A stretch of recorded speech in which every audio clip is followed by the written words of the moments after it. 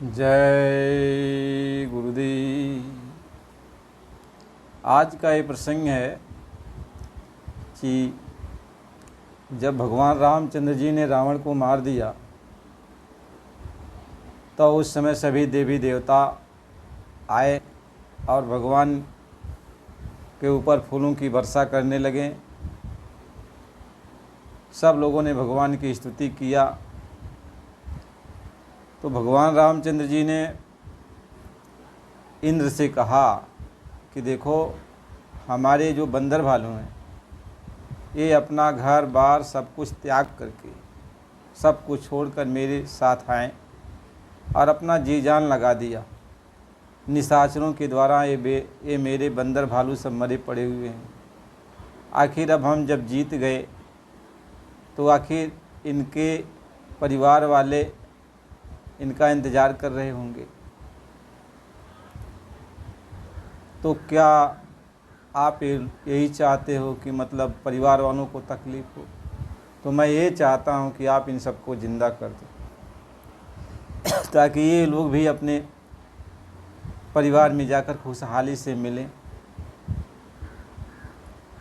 भगवान शिव कहते हैं, हे उमा, जिन भगवान के लेस मात्र से सभी जीव चर अचर जिंदा हो जाते, आज वो भगवान इंद्र से कह रहे हैं कि आप इनको जिला दीजिए। वहाँ गोस्वामी जी महाराज ने प्रसंग में लिखा है कि सुधा वृष्टि भई दो दल माही, अजिए भालू कापे निसचर नाही। कहें अमृत की वर्षा तो हुई। उस अमृत की वर्षा से भालू बंदर तो जिंदा हो गए, लेकिन ये जो निशाचर लोग थे ये जिंदा नहीं हुए। गोस्वामी जी महाराज ने रामचरितमानस में यह प्रसंग लिखा है, आप लोग थोड़ा ध्यान से सुन लीजिए।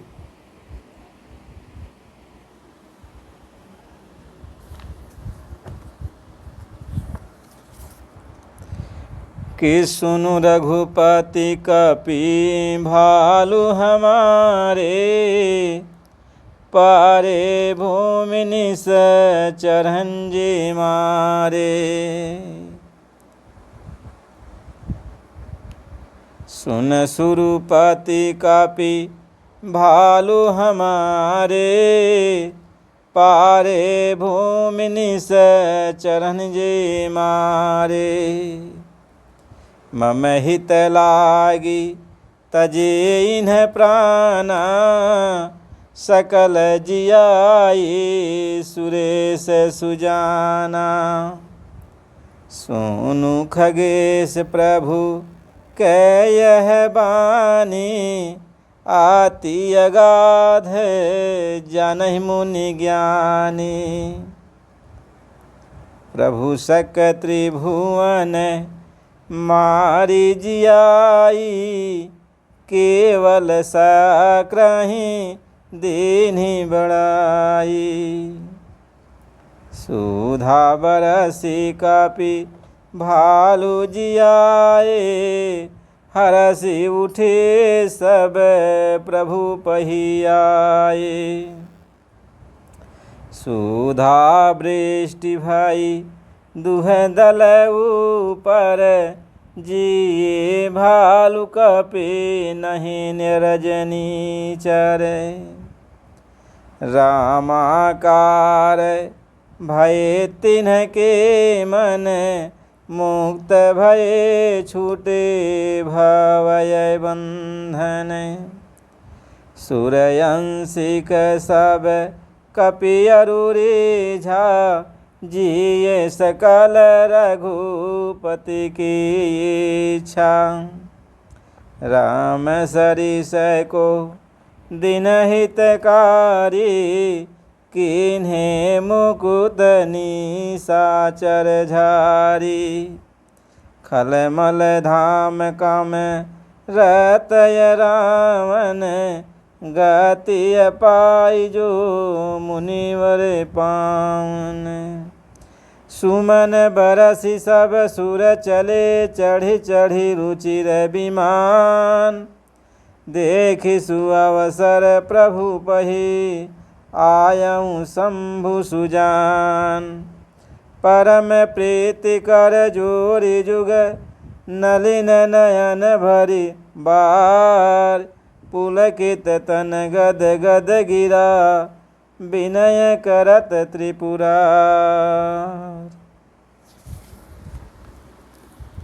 प्रेमियों,